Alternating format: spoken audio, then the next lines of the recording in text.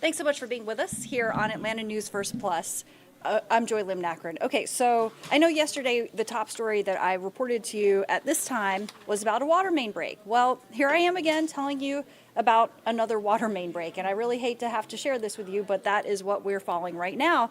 So let me bring up this video of this scene, and this is in Dekalb County. Yeah, I know this might sound a little bit familiar, and it might be getting old to people who live in Dekalb County.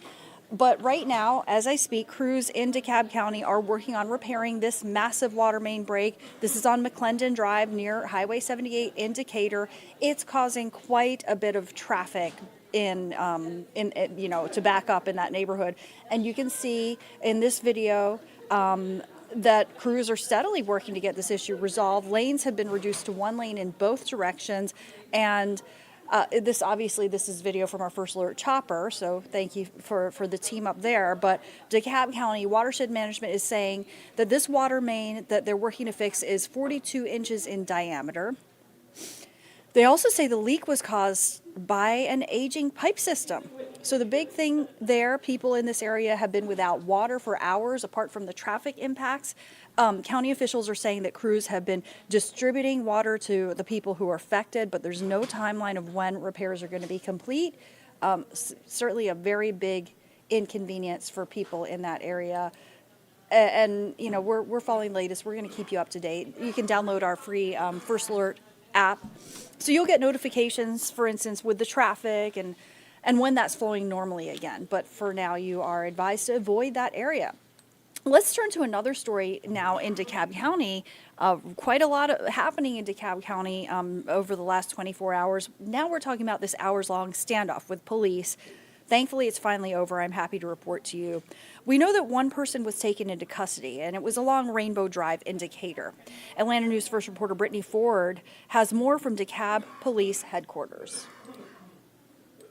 Well, we're still working to get information into how this all started, but Dekalb County Police says this is a very active and ongoing investigation. And you can take a look. This was that very heavy police presence at the home on Rainbow Drive that was there for several hours.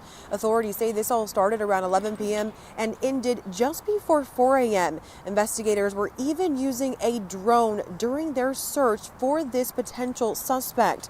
Now, one neighbor in the area told us they heard what was believed to be a gunshot before police arrived. We are working to get that information confirmed as well as how this all started, but right now we do know that one person is in custody. And again, we are working to get those additional details into how this all started. We'll bring you the latest on air and online at AtlantaNewsFirst.com. In Dekalb County, Brittany Ford, Atlanta News First. And thank you again to Brittany for putting together that report. Want to let you know also that at 1 o'clock today, Governor Kemp is expected to sign some education legislation into law. Obviously, it's going to affect your children. I want to let you know we're going to be streaming that live at 1 p.m. right here on Atlanta News First Plus, so you can hear for yourself what it's all about. So that, again, that's at 1 p.m.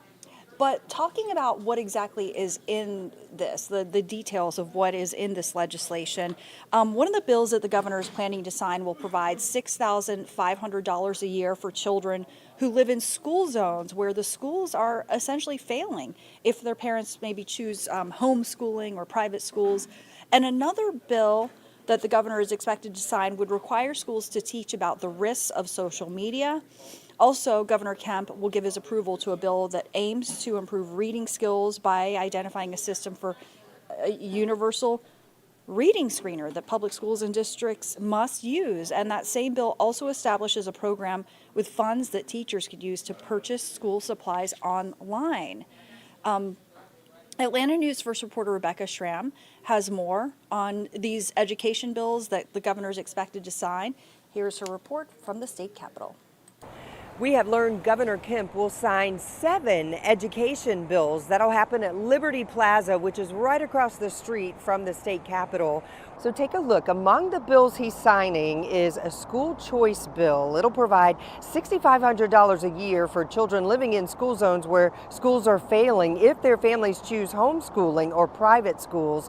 Another bill the governor will sign will require schools to teach about the risks of social media. And another bill the governor will sign will will identify a universal reading screener that each public school and local school system must adopt and administer. We spoke with a former teacher and parent who believes that bill could have helped her son. One of the biggest barriers to him not getting the right instruction was that no one screened him to identify that he was a struggling reader. And it wasn't until he was in 4th grade that we actually started making some impact because we were seeking private services. And that's not something that's accessible to everybody.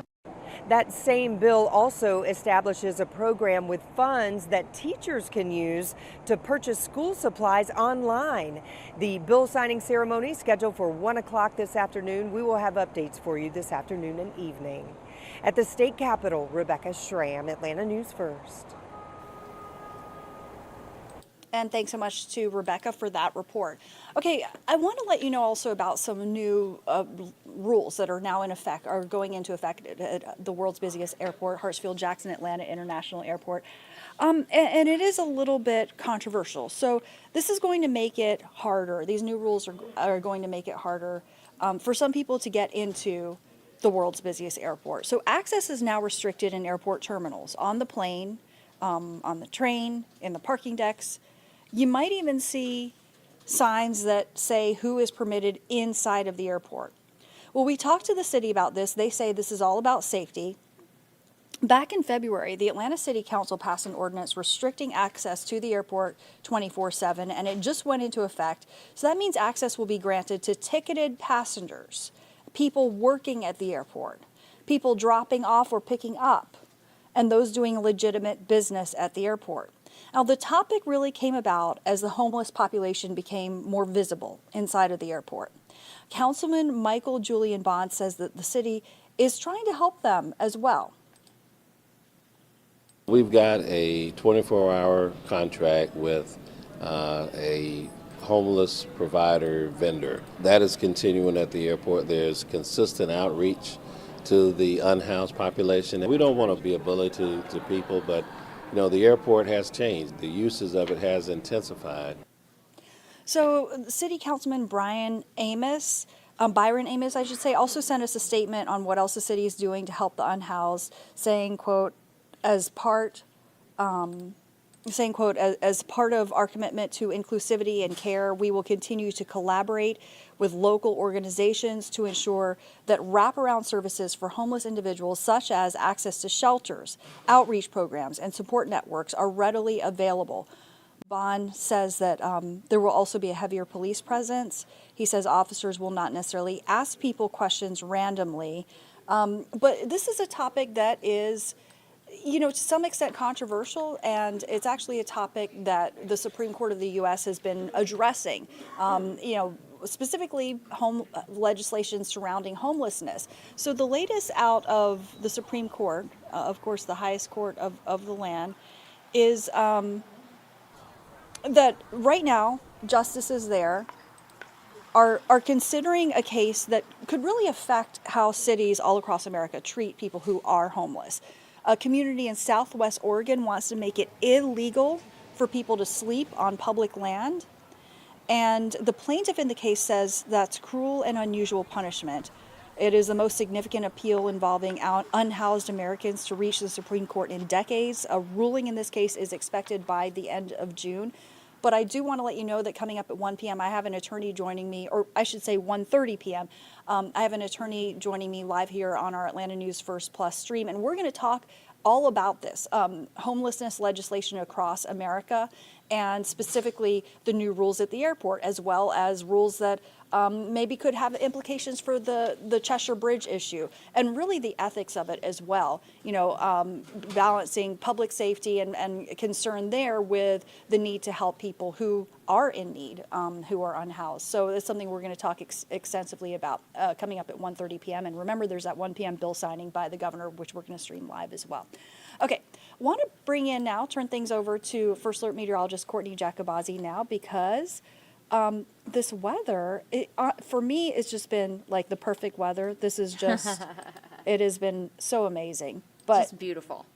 Yeah, I'm just setting up a camera for Courtney right now. We're just changing things over. But I think they could still hear you on the microphone. Oh, great. Yeah, it is. It's beautiful. It was obviously a little cold this morning, but what everyone's looking at on their screen there, that's the high temperature today. So we're going to have temperatures climb over 30 degrees across the area. Up in the mountains, you started below freezing this morning, so you'll jump 40 degrees today. Really going to be a beautiful afternoon. Hopefully you can get out and enjoy it in some capacity. I am First Alert Meteorologist Courtney Jacobazzi. We're going to talk about just more beautiful weather on the way as we go through the next 7. No First Alert weather days, and essentially what that means is we have no impactful weather for you, unless the heat impacts you in some way, because it's going to be a little on the warm side as we head through the next several days. Today kind of kicks off our nice warming trend. Yesterday we topped out in the mid to upper 60s. Today we'll end up in the low 70s with just nothing but blue sky. You might see a few high passing clouds, but that's really it. If you're headed to the Braves game tonight, it'll be beautiful weather for baseball. The Marlins are in town. Yesterday we won. Hopefully we'll take another win tonight. If you plan on maybe heading to the Battery, grabbing a bite to eat around 5 o'clock, temperatures in the low 70s. First pitch at 7:20 tonight, 72 degrees, and we'll cool pretty quickly tonight. So temperatures as you're leaving the ballpark will be in the low 60s. Personally, for me, that's a little chilly, so I would bring a light jacket. But if low 60s is comfortable enough for you without it, then you do you. But it'll be a really nice night over at Truist Park, where hopefully the Braves will take home another win. Overnight tonight, so as we step out the door tomorrow morning, temperatures will be in the upper 40s to low 50s. Not near as cold as this morning. Yet this morning, the mountains were in the low 30s with frost, and a lot of us were waking up in the mid to upper 30s. Tomorrow morning, mid to upper 40s to low 50s inside the perimeter. So still chilly. You'll definitely need the jacket, but not near as cold as we experienced this morning. Now tomorrow, the forecast gets even better temperature-wise, mid 70s. Now we could have a stray shower. Notice that 20% chance for rain. You'll notice an increase in cloud cover through the second half of the day. And that's all thanks to a cold front that's going to move in tomorrow, and that could offer us a spotty shower for the afternoon and evening. Now, here's a look at what to expect as we go through this week. So today, dry. Tomorrow, mainly dry. Thursday will be dry, and Friday, maybe a stray shower at best. Saturday also looks great. Take a look. If you don't have plans outside this weekend, I suggest you start making some. Upper 70s, mostly cloudy, so we'll have some extra cloud cover out there, but nothing that is going to impede any plans. It's going to be super comfortable, and then on Sunday, will be partly cloudy with temperatures back in the low 80s. So just a really, really nice weekend on the way for us across North Georgia. I'm sure anyone who had events planned last week was like, man, why couldn't this be the weekend that we had the event? Because if you remember, Sunday was a little on the dreary side. So this weekend, we'll get some well-deserved, really, really nice weather after just a little bit of a dreary stretch last week. So here's a look at that 7-day forecast. Today, again, low 70s. We will see sunny skies, maybe a stray shower tomorrow with highs in the mid 70s. Mid 70s on the way for Thursday. Friday, maybe an isolated shower, but we look mainly dry. The weekend looks spectacular with highs back in the 80s Sunday, and we'll stay dry into the start of next week with temperatures staying in the low 80s come next Monday as well.